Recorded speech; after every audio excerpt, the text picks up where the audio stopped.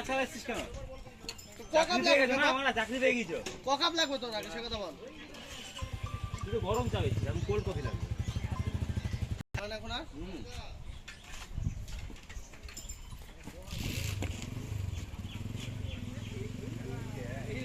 এই রজত ভাই ধরে মার। হ্যাঁ এ বাচ্চা বক্স নিয়ে আয়। তাহলে বক্স আনতে হবে না, সন্ন্যাসীদের বল এখানে ঢাক বাজাতে।